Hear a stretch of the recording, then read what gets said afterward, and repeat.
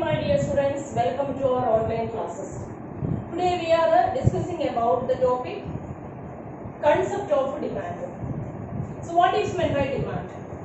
Demand means when the price of some of a particular commodity that is given, then how much amount of the commodity, how much quantity that we are ready to purchase. Like for example, when we are discussing about 1 kilogram of apple, okay, when the price of apple per kilogram it is 100 rupees. If it is 100 rupees, how much we are ready to purchase? And if the price decreases to 80 rupees, then how much amount of the commodity we are ready to purchase? Otherwise, if the price of the apple increases to 120 rupees, how much amount of the quantity we are ready to purchase? So here the price at different levels of the prices, how much amount of a particular commodity that we are ready to purchase, that is normally expressed by the term here like demand. Okay, then when we are discussing about this demand, normally the relationship between price of a commodity and demand, normal case it is inversely related, we can say. Inversely related means when the price of a particular commodity that is more, normal case people's nature is like that, otherwise consumers behavior is like that. We prefer to purchase, otherwise we prefer to demand less amount of the commodity. But instead of that, when the price of that particular commodity is less, people normally prefer to purchase more, otherwise people normally prefer more amount of the quantity demanding they are. So here normal case the consumer's behavior is inversely related when we are discussing about demand and price of a particular commodity. Then students, here we can discuss, when we are discussing about a particular commodity, two types of the demand we are able to experience. One is individual demand and another one is market demand. Here I explained, I presented this individual demand in the form of a like a table, tabular form. Here I presented it, and this we can normally we are calling it as this is a individual demand schedule. So individual demand schedule, here on one column the price of the commodity that is given, and the second column this is a quantity demanded. So this is the price of the commodity X. When the price of the commodity X that is 1 rupees, people they are demanding 4 commodity, and when it increases to 3 rupees, now from the 4 the quantity demanded decreases to 3, and here again price of the commodity X increasing, then here quantity demanded is 2, and when it increases to 4, now the quantity demanded is 1 only. So this is known as individual demand schedule, and the same we have presented here in the form of a diagram. So this diagrammatic presentation is just the what is here we have presented in the form of the table. Here we have depicted in the form of the diagram. So here also we are able to understand the inverse relationship, otherwise the indirect relationship between price and quantity. When the price is more, quantity demanded will be, when it is more, quantity demanded will be less, and as the price of the commodity decreases, more amount of the quantity we are demanding. Now students, next topic it is about market demand. Market demand, in this case, here like a price of, as in the case of the same individual demand, price of the commodities that will be different price of this same commodity that is given here. We are discussing about the same commodity, okay, at different levels of its prices. So for the same commodity X, the different prices that is given, and this two columns, that is the quantity demanded by two customers. First column, that is quantity demanded by the customer A, and the second column, that is the quantity demanded by the customer B. Here 4, 3 and 4, 3, 2 and 1, that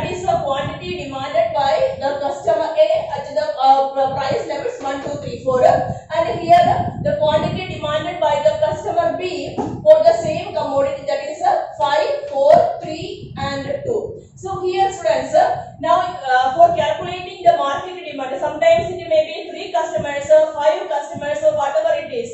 Okay, anyway, how we will be calculating the market demand?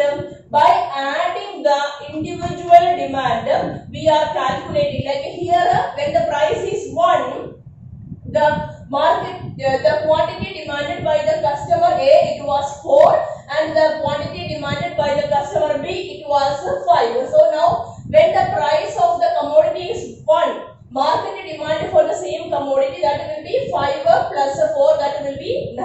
And when the price increased to 2, what is the market demand? Quantity demanded by customer A, that is 3, quantity demanded by customer B, that is 4. So 3 plus 4, that is 7. Market demand, now here it is 7. When the price is 3, market demand will be 2 plus 3, that will be 5. So the addition of the individual demand, that is known as market demand. The same way here, how I explained, the same way this one is showing the this is showing the quantity demanded, otherwise individual demand of customer A. This diagrammatic presentation, that is the individual demand of the customer B, and this is the market demand. Okay, how we got here what is the market demand, that we have presented here in the form of a diagram, and this is known as market demand for the commodity. Okay, the commodity X. Now students, next topic, that is the slope of the demand curve. Slope of the demand curve, here how much the price of the particular commodity changes. As a result of that, what is the change in quantity demanded? That is the slope of the curve. For example, here when this is 3, and here the price when the price is 3, quantity demanded, that was 2, and when it is here we are drawing. Okay, so this side, this is a change in price, and this is a change in quantity. So slope of the okay, so the slope of demand curve, slope of the demand curve is change in price upon change in quantity. How we will be calculating the slope of the demand curve? Slope of the demand curve is equal to change in price upon change in quantity. But here we are putting a negative sign also. Why? Because it is showing an inverse relationship between the two determinants. Here price and quantity, that is inversely, otherwise indirectly related, otherwise inverse relationship is there between the price of the commodity and the quantity change in quantity. So slope of the demand curve will be calculated. How it will be? Change in price upon change in quantity, but negative minus sign will be there, as there is an inverse relationship between the two determinants. So students, now we are moving to the next topic. Here it is discussing about demand function, otherwise we can also call it as determinants of demand. Determinants of demand means actually these are some of the factors which are normally influencing the demand of a particular commodity. Here firstly we will be discussing about the individual demand function. Otherwise, in case of an individual, what are the factors which is influencing the demand for a particular commodity? So here we can present the demand function in this way, like a dx is equal to demand of the commodity X, that is equal to, otherwise that is influenced by Px, Pr, Y, T and E. What is meant by Px? Px means that is the price of the same commodity X, same commodity X. PR means that is the price of the related commodities. Y, income. T means that is taste of the customer. E means that is expectations. Now I will be telling to you how these factors that influences the demand of a particular commodity. Firstly, PX. PX already I told you, price of the same commodity, and right now I hope you might have understood that how the price of the same commodity influencing the demand for the commodity. If the price of the commodity increases, I told you the demand will be decreasing, and if the price of the commodity decreases, the quantity demand will be increasing. So right now all of you understood what is the relationship between the price of the same commodity, how it will be influencing the quantity demand. Next one is price of the related goods. So when we are discussing about the related goods, two related goods are there, two types of the related goods we can say. One is a substitute good. This is a substitute good, one is and the second one is a complementary good. Complementary, okay. So substitute good means like here we can for example take the example like coffee and tea. Normally we are taking this example, coffee and tea. Coffee and tea means if the price of one commodity, like the price of the price of tea increases, then normal case what happens, like I will write here, price of the tea increased. Okay, then I told you what is its what is its substitute good. Substitute good is coffee. So when the price of the tea increases, what will happen to the demand? Demand I am explaining here with the black pen. Okay, so when the price increases, demand, black pen I am using, demand will be decreasing. Okay, price increased, tea, the demand for tea decreased.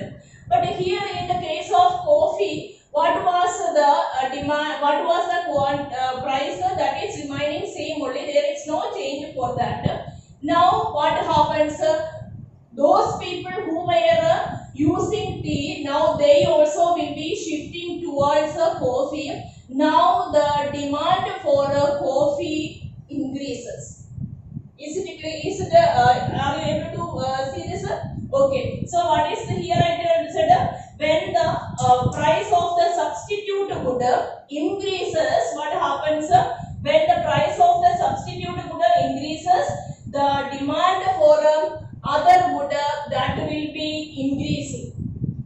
The reason is that the price of that good should remain the same then only. Okay. Otherwise, imagine that if the price of tea decreased, okay, price of tea decreased, then what happens with and here price of the coffee, price of the coffee that is remains same like before. Then what happens when the price of tea decreases? More people now they will begin to use tea. And now here there will be a decrease in the demand, quantity demanded. So that is the relationship between the substitute good. Substitute good I told you, when the price of the substitute good increases, the commodity means there will be for that whatever commodity we are discussing, its demand may increase. When the price of the substitute good decreases, then more people now will go and purchase substitute good. So there will be a diminishing, otherwise decrease in the quantity demanded of that concerned commodity. Next is a complementary good. Okay. Now what is a complementary good means? Complementary means here we can take the example like bread and butter. Okay. Bread and butter means always one good means actually that is using along with the another good. Otherwise ink and pen. So when the price of the bread that increases, what will happen? There means actually when the price of the ink increases, along with this here also there will be a change in the demand of this. It will be affecting the demand of its complementary good, because actually people the price of bread increased, So what happened now? The demand for this commodity, now the demand for butter will be that also will be decreasing. Already the demand of bread decreased. Now the demand for butter also may be decreasing. Okay, that is the case of complementary good. Now the next is income will be influencing. Income will be determining the demand for a particular commodity. How the income will be influencing the demand for a commodity? When the income of the customer increases, all other things remaining the same, okay, then income of the price of the commodity also, everything remains the same, but the income of the customer increases. Now the customer will begin to demand more amount of the commodity, but instead of that, if the income of the customer decreases, now he will be demanding less amount of the commodity. Next is a taste. Taste, here we can say now as a result of like a different advertisements or something like that. Otherwise, in the market now, actually once upon a time, you people were using a particular type of the dresses, but now a new trend came in the market, a new type of the dress. Otherwise, it may be a new type of the bag, new type of the shoes. It may be whatever it is. A new trend came in the market, and along with that, your taste also changed. Imagine you also started to prefer a particular type of the dresses, a particular type of shoe or something like that. Then as a result of that, change in the trend, change in the taste, that also, as a result of that also, demand will be changing. Then expectation. Expectation, here we can say like we are having a expectation that in the nearby future, imagine that price of the commodity may like increase. So now people are demanding for more amount of the commodity. Otherwise, people came to know that in the nearby future, price of this commodity may decrease. Okay, future, like after 1 or 2 weeks, after 2 or few days, the price of this commodity may decrease. So now we will wait. Now we will not purchase. We will think why? Because we are thinking that after a few months, after a few days, after a few weeks, now the same commodity we may get at a cheap rate. So we will be, now we are holder. We are waiting for that. Okay. Otherwise, imagine that we have got any another this type of the expectation, like in the future, after a few days, actually, this stock, it may be difficult in this particular commodity. It may affect its availability. After a few days, this commodity may not be easily available in the market. So we are purchasing and keeping the stock in our home. So in fact, we were not in demand, but because of our expectation, okay, maybe change in the price, maybe related with its availability, when we are collecting and keeping the things, that is known as, that is expectations influenced our demand. Now the next, the same, these type of the things that is affecting the market demand function also. PX, that is the price of the commodity. PR means related commodities. Y, that is income. Y means in economics income. T means that is taste. E means that is expectations. And N means that is total number of the population, amount of the population. N, okay, number of the customers, that is more. In that case, demand will be more. And if the number of the amount of the population, number of the population, if it is lesser, in that case demand will be lesser. Then D, Y I told you income. Then D means that is income distribution. Income distribution, that is discussing, you may be remembering in the first chapter of economics, there once we discussed this term, income distribution. Income distribution means when we are considering a group of population, when we are considering, it is discussing about income, like whether the rich people or poor people, means that population is comprised of which economical background group, which financial background of the people. If imagine that if the income is equally distributed, okay, most of the people, they are income is equally distributed. In that case, we can say that market demand for different commodities, that will be more. But imagine that the major part of the population, they are poor and income is distributed in few hands. Okay, a rich class that is less in number, but a major part of the population that is in their hands. In that case, it will be the demand for the different commodities, that will be less. Okay, students.